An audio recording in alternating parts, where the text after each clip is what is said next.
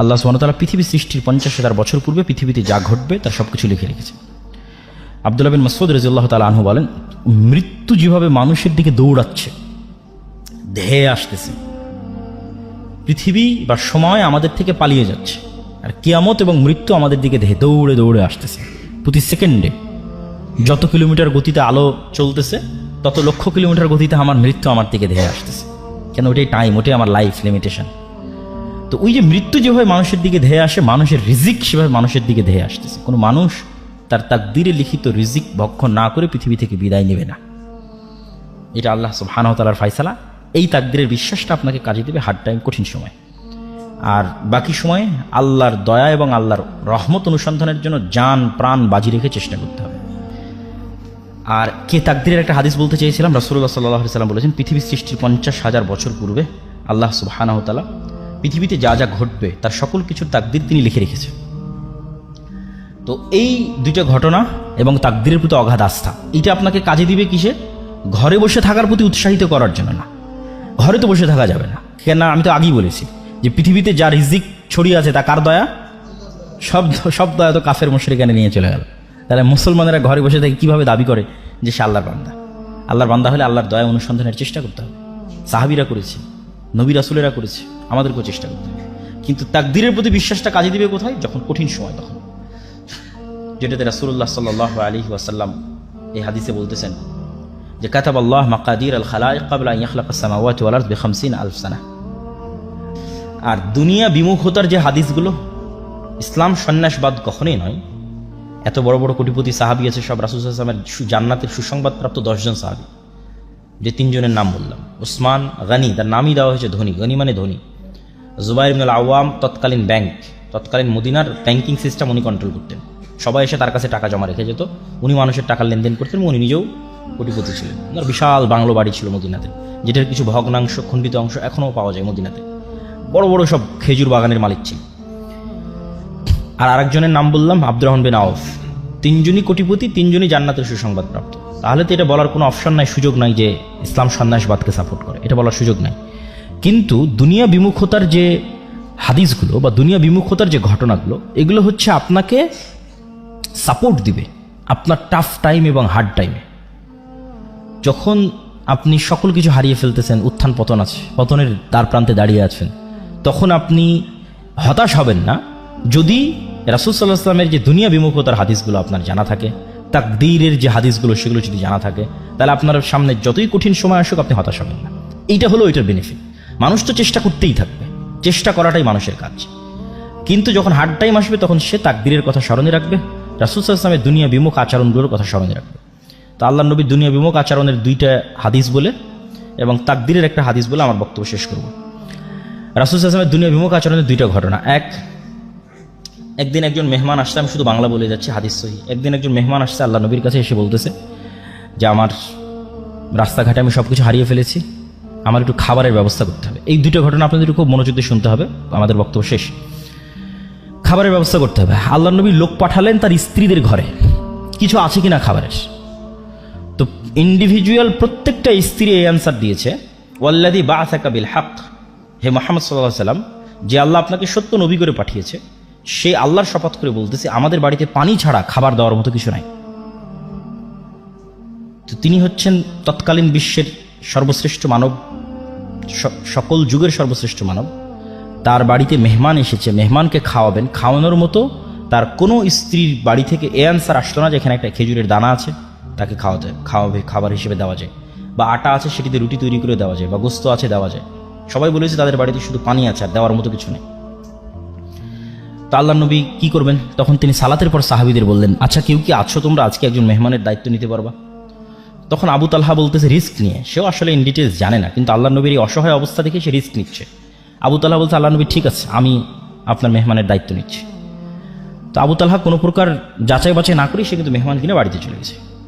বাড়িতে গিয়ে স্ত্রীকে বলতেছে যে আচ্ছা আজকে তো আল্লাহ নবী আমাকে একটা কাজ চাপিয়ে দিয়েছে, একজন মেহমানের দায়িত্ব আমার উপর দিয়েছে, বাড়িতে কোনো খাবার আছে? তখন আবু তালহার স্ত্রী বলতেছে, বাড়িতে তো বাচ্চাদের খাবার ছাড়া কোনো খাবার নাই, মানে ছোট 2-3টা বাচ্চা আছে, সেই 2-3টা বাচ্চাকে যে খাবার দিবে ওই খাবারটা ছাড়া কোনো খাবার নেই। তাহলে এখন করণীয় কি? তখন 2 স্বামী স্ত্রী মিলে পরামর্শ করেছে যে ঠিক আছে, এক কাজ করো, বাচ্চাদের খাবার না খাওয়িয়েই ঘুম পাড়িয়ে দাও, বাচ্চাদের খাবার খাওয়ায়ও না, তাদেরকে না খাওয়িয়ে ঘুম পাড়িয়ে দাও। আর মেহমানের সাথে তো মেজবানকে বসতেই হয়, মানে যাকে আপনি মেহমানদারি করাবেন আপনার বাড়িতে, যদি তাকে আপনি না বসেন সে তো অকওয়ার্ড ফিল করবে, বিব্রত বোধ করবে। তাহলে আমরা যখন একসাথে মেহমানের সাথে খেতে বসবো তখন কৌশলে বাতিটা নিভিয়ে দেওয়া হবে, স্বামী স্ত্রীর প্ল্যান। কৌশলে যখন বাতি নিভিয়ে দেওয়া হবে তখন আমরা খাওয়ার অভিনয় করতে থাকবো, কিন্তু আসলে আমরা খাবো না। কেন, বাচ্চাদের খাবার অনেক অল্প স্বল্প খাবার, যদি আমরাও দুইজন বাতি জ্বালিয়ে সেটার সাথে অংশগ্রহণ করি তাহলে মেহমানের খাবার বলে আর কিছু বাকি থাকবে না। তাহলে বাচ্চাদের ঘুম পাড়িয়ে দেওয়া হলো এবং স্বামী স্ত্রী দুইজন বাতি নিভিয়ে খাবারের অভিনয় করলো, আর মেহমান খাবার গ্রহণ করলো। পরের দিন রাসূলুল্লাহ সাল্লাল্লাহু আলাইহি ওয়াসাল্লাম বলতেছে, আবু তালহা তুমি কি করেছো? আল্লাহ তোমার উপর অনেক সন্তুষ্ট হয়েছে। তো কি করেছেন? তো এই ঘটনা। তো এটার থেকে আমাদের শিক্ষা কি? যে ওই যুগের যারা সর্বশ্রেষ্ঠ মানব তাদের এটি জীবন হিস্ট্রি এবং কালচার বলা হচ্ছে। সুতরাং আমি যদি আমার লাইফে এরকম কখনো কঠিন সময় ফেস করি তাহলে অবশ্যই তখনকার চেয়ে খারাপ হবে না। তো ওই জন্য কনফিডেন্স রাখতে হবে। আরেকটা ঘটনা, যে দুটো ঘটনা বলতেছে, আরেকটা ঘটনা, একদিন রাসূল সাল্লাল্লাহু আলাইহি ওয়াসাল্লাম বাড়ি থেকে বের হয়েছে, এটা সহিহ হাদিসের ঘটনা, সঠিক ঘটনা। তো ভর দুপুরে বের হয়েছে, রাস্তার মধ্যে দেখেন আবু বকর রাদিয়াল্লাহু তাআলা আনহু বাড়ি থেকে বের হয়েছে। তো দুইজন পরস্পরকে জিজ্ঞেস করতেছে, কেন এই ভর দুপুরে? আপনি তো জানেন সৌদির গরম কি ভয়ঙ্কর, ভর দুপুরে কেন বাড়ি থেকে বের হয়েছে? তো দুইজনই পরস্পরের কাছে জানাজানি হলো যে তারও বাড়িতে কোনো খাবার নাই, এই জন্য খাবারের অনুসন্ধানে বের হয়েছে। মুহাম্মদ সাল্লাল্লাহু আলাইহি ওয়াসাল্লামের বাড়িতেও কোনো খাবার নাই, উনি খাবারের অনুসন্ধানে বের হয়েছে, যে কোথাও খাবারের ব্যবস্থা করা যায় কিনা। কিছু দূর হাঁটার পর দেখা যাচ্ছে ওমর রাদিয়াল্লাহু তাআলা আনহু রাস্তায়। আপনি কি জন্য বের হয়েছেন? উনিও, ওনার বাড়িতেও কোনো খাবারের ব্যবস্থা নেই, উনিও খাবারের অনুসন্ধানে বের হয়েছে। অথচ এনারা পরবর্তীতে অর্ধ পৃথিবীর শাসক। তাহলে ক্ষুধার্ত অবস্থা থেকেও অর্ধ পৃথিবী জয় করা যায়, ঠিক আছে? যখন তাদের কাছে কিছু নাই, ক্ষুধার্ত অবস্থায় মানুষের বাড়ি বাড়ি খাবার খুঁজে বেড়াচ্ছে, সেখান থেকে তারা অর্ধ পৃথিবীর শাসক হয়েছে। তো তাদের মতো করুণ এবং কঠিন অবস্থা আমাকে এবং আপনাকে ফেস করতে হয়নি, হচ্ছে না, হয়তো হবেও না। সুতরাং বড় স্বপ্ন দেখতে সমস্যা কি? হাদিসটা শেষ করি, ঘটনাটা শেষ করি। দুইজন মিলে এক আনসারির বাড়িতে গেলেন। আনসারিরা যেহেতু আগে থেকেই তাদেরই জমি জায়গা, মদিনা মানে তাদের জমি জায়গা, তাদের বাগান, তাদের সব কিছু। এনারা তো আসছে মক্কা থেকে হেল্পলেস অবস্থায়। যদি মক্কায় থাকতো হয়তো এতটা করুণ অবস্থা হতো না, কেন মক্কায় তাদের জমি জায়গা আছে, তাদের বাড়ি ঘর আছে। তো প্লেস চেঞ্জ করলে অবশ্যই মানুষ এই প্রবলেমগুলো ফেস করে। তো আনসারি সাহাবী অত্যন্ত খুশি হয়েছে আজকে আল্লাহ নবী তার বাড়িতে আসছে। আমাদের গ্রামেও যেমন ভালো কোনো মেহমান যায় তখন কিন্তু বাড়ির আমাদের মায়েরা বড় মোরগ বা ভালো যে মুরগি থাকে সেটা কিন্তু জবাই করে, এটা টেন্ডেন্সি, কালচার। তো আনসারি সাহাবী আল্লাহ নবীকে দেখে তাড়াহুড়া করে খেজুরের পুরো থোকা পেড়ে আল্লাহ নবীর সামনে রেখে বলতেছে, ওখানে কাঁচা আছে পাকা আছে খান। তাড়াতাড়ি বাড়ি থেকে ছুরি বের করে নিয়ে ছাগল জবাই করতে চলে গেছে, যে আজকে আল্লাহ নবী তার বাড়িতে আসছে, সে ছাগল জবাই করে রান্না করে খাওয়াবে।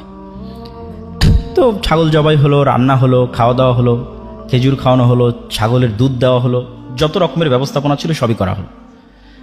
শেষ করে এখন যখন ফিরে আসতেছেন তখন রাসূলুল্লাহ সাল্লাল্লাহু আলাইহি ওয়াসাল্লাম আবু বকর এবং ওমরকে বলতেছে, তোমরা বাড়ি থেকে বের হয়েছিলে ভরা পেটে, আর এখন খালি পেটে, আর এখন তোমরা বাড়িতে ফিরে যাচ্ছ ভরা পেটে। সুম্মা লা তুসআলুন্না ইয়াওমাইদিন আনিন নাঈম, এটা কোরআনের আয়াত। আল্লাহর নবী পড়লেন তাদের সামনে, কিয়ামতের মাঠে এই নিয়ামত সম্পর্কে আল্লাহ তোমাদের জিজ্ঞেস করবে, যে তোমরা আজকে খালি পেটে বাড়ি থেকে বের হয়েছিলে, আল্লাহ তোমাদের ভরা পেটে বাড়িতে ফিরে যাওয়ার সুযোগ করে দিয়েছে, এই নিয়ামত সম্পর্কে আল্লাহ জিজ্ঞেস করবে।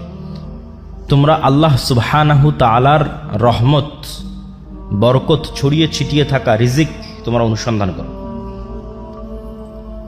ফাইদা কুদিয়াতিস সালাত ফান্তাশিরু ফিল আরজ ওয়াবতাগু মিন ফাজলিল্লাহ, যখন সালাত শেষ হয়ে যায় তখন তোমরা সমগ্র পৃথিবীতে ছড়িয়ে পড়ো, কেননা পৃথিবীর প্রত্যেকটা ইঞ্চি জায়গাতে আল্লাহ সুবহানাহু তাআলার রিজিক ছড়িয়ে ছিটিয়ে আছে। আল্লাহ সুবহানাহু তাআলার ছড়িয়ে ছিটিয়ে থাকা সেই রিজিক অনুসন্ধান করার জন্য তোমরা চেষ্টা করো। আর এক আয়াতে আল্লাহ সুবহানাহু ওয়া তাআলা বলেন, হুয়াল্লাযী জাআলা লাকুম ফামশু ফি মানাকিবিহা ওয়া কুলু মির রিজকি। দুনিয়ার মানুষ, এই জমিনে আল্লাহ রিজিকের সকল সিস্টেম দিয়ে রেখেছে। ফামশু ফি মানাকিবিহা, তোমরা এই জমিনের প্রত্যেকটা ইঞ্চি ইঞ্চি জায়গায় অনুসন্ধান করো, চলো, চেষ্টা করো। ওয়া কুলু মির রিজকি, এবং রিজিক বের করে নিয়ে আসার চেষ্টা করো। আমরাও দেখতে পাই যে আমাদের চারিপাশে কত রিজিকের রাস্তা, কিন্তু লোকলজ্জার ভয়ে, যেটা কেউ বললো এখানে বক্তা যে সামাজিক ট্যাবু, সেটির ভয়ে আমরা হয়তো একটা নির্দিষ্ট মাধ্যমকেই মনে করেছি এটি রিজিকের মাধ্যম, কোথাও আমার জব হবে, চাকরি হবে, এটি রিজিক। তো আসলে রিজিকের মাধ্যম লিমিটেড নয়, মানুষ চেষ্টা করলে অবশ্যই রিজিক পাবে, এবং চেষ্টা করবে কোন নিয়তে সেটিও আমরা তুলে ধরলাম আপনাদের সামনে, যে চেষ্টা করবে এই নিয়তে যে পৃথিবীতে যত রিজিকের ব্যবস্থাপনা আছে এগুলো সব কার দয়া, কার রহমত? আল্লাহর রহমত, আল্লাহর দয়া। ওইটা থেকে যখন আপনি বিমুখ থাকছেন, আপনি অহংকারী। মানে আপনি জানেন যে এখানে একটা টাকা হালাল উপায়ে ইনকামের রাস্তা আছে, বাট আপনি করছেন না, মানে আপনি অহংকারী। আপনি আল্লাহর দয়াকে অবমূল্যায়ন করছেন, আল্লাহর রহমতকে অবমূল্যায়ন করছেন। এবং এটি নবীদের চিন্তা চেতনা ছিল। যেমন আইয়ুব আলাইহিস সালাতু ওয়াস সালাম একবার গোসল করছিলেন, তখন স্বর্ণের বৃষ্টি হচ্ছিল। তিনি গোসল বাদ দিয়ে স্বর্ণ কুড়াতে গেছেন। আল্লাহ বলছে, আইয়ুব, আমি কি তোমাকে ধনী করিনি যে তুমি স্বর্ণ কুড়াতে গেলে? তো আইয়ুব আলাইহিস সালাম উত্তরে বলতেছে যে আমি ধনী এই জন্য স্বর্ণ কুড়াবো না, এই সেন্স থেকে তো আমি যাইনি। আমি গেছি এই সেন্স থেকে যে আমি যদি সমগ্র পৃথিবীর মালিকও হই, যে এই মুহূর্তে সারা পৃথিবীর সকল ধন সম্পদের মালিক আমি একাই, তারপরেও যদি স্বর্ণের বৃষ্টি হয় তো আমি ওইটা কুড়াতে যাবো, কেননা এটা কার দয়া? আল্লাহর দয়া। আর ওইটার থেকে আমি দূরে থাকবো, মানে আমি আল্লাহর দয়াকে অবমূল্যায়ন করতেছি। এই সেন্স থেকে দাউদ, সুলাইমান, আব্দুর রহমান বিন আউফ, জুবাইর ইবনুল আওয়াম, উসমান গনি, উসমান ইবনে আফফান, তারা পৃথিবীর কোটিপতি ছিলেন। দাউদ এবং সুলাইমানের মতো ধনী পৃথিবীতে আগেও কোনোদিন আসেনি, ভবিষ্যতেও কোনোদিন আসবে না। তারা এতটা ধন সম্পদের মালিক ছিলেন। তো এতটা ধন সম্পদের মালিক হওয়ার পিছনে তাদের মূল থিওরি এটি ছিল যে তারা ছিলেন শাকুর, শুকরিয়া আদায়কারী। তারা অহংকারী ছিলেন না, যে না ধন সম্পদ আহরণের পূর্বে অহংকারী ছিলেন, না ধন সম্পদ আহরণের পরে অহংকারী হয়েছে। এটাই লং টাইম সম্পদ মেনটেন করার একমাত্র উপায়।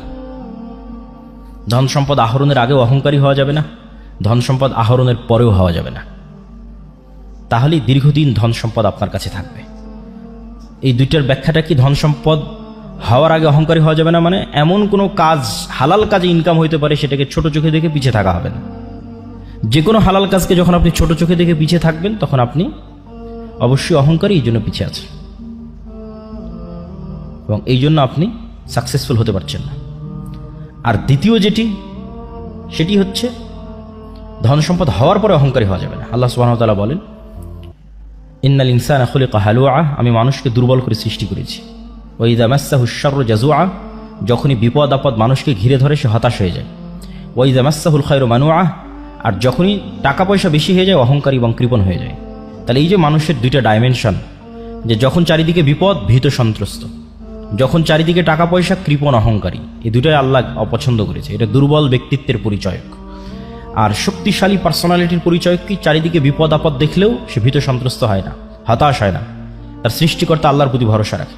আবার যখন কোটি কোটি টাকার মালিক হয়, তখনও সে অহংকারী, পাপাচারী, অপচয়কারী হয় না, তখনও সে তার ন্যায় নিষ্ঠা বজায় রাখে। এই ব্যক্তিত্ব অর্জন করতে পারলে আপনার ধন সম্পদ আপনার কাছে দীর্ঘদিন কন্টিনিউ করবে। সম্মানিত উপস্থিতি, আমি আমার বক্তব্যকে দীর্ঘায়িত করতে চাই না। রিজিক অন্বেষণের প্রতি উৎসাহিত করতে গিয়ে একটি ছোট্ট ঘটনা বলে আমার বক্তব্য শেষ করবো ইনশাল্লাহ। আব্দুর রহমান বিন আউফ যখন মক্কা থেকে হিজরত করেন, তখন অত্যন্ত খালি, জীর্ণ শীর্ণ, রিক্ত হস্তে মক্কা থেকে মদিনায় গেছেন।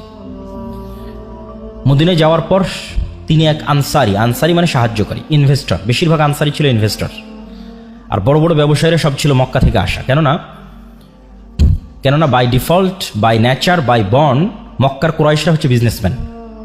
যেটা আপনারাও জানেন যে আমাদের নবীর স্ত্রী খাদিজা রাদিয়াল্লাহু তাআলা আনহা অনেক বড় বিজনেসম্যান। আল্লাহর নবী তার বিজনেসের দায়িত্ব পালন করেছে, তিনিও বিজনেস বোঝেন। ঠিক আছে, বদরের যুদ্ধ হলো কেন? আবু সুফিয়ানদের কন্টিনিউয়াস বিজনেস চলতো সিরিয়ার সাথে। ওই বিজনেস যে রুটটা ছিল, ওই রুটটা আল্লাহ নবী ব্লক করে দিয়েছিল। কেননা রাসূল সাল্লাল্লাহু আলাইহি ওয়াসাল্লামের সাথে আবু সুফিয়ানদের যে দ্বন্দ্ব ছিল, এটা শুধু ধর্মীয় দ্বন্দ্ব ছিল না। ঠিক আছে, এটার মধ্যে টাকা পয়সা সম্পৃক্ত ছিল, দুনিয়া সম্পৃক্ত ছিল, পাওয়ার সম্পৃক্ত ছিল। আপনারা অবশ্যই জানেন যে মক্কা হচ্ছে এদিকে পশ্চিম, না পশ্চিম তো এইদিকে নাকি? মক্কা হচ্ছে এই পাশে আর মদিনা হচ্ছে এই পাশে, আর এখানে হচ্ছে সিরিয়া। তো মক্কায় হচ্ছে কুরাইশরা থাকে, তারা সমুদ্রের ধার দিয়ে, লোহিত সমুদ্রের ধার দিয়ে সিরিয়াতে বিজনেস করে। তো এই বিজনেস রুটে মধ্যে মদিনা। তো যখন মুহাম্মদ সাল্লাল্লাহু আলাইহি ওয়াসাল্লাম মক্কা থেকে হিজরত করে মদিনায় আসলেন, তখন তিনি বিজনেস রুট বন্ধ করে দিলেন।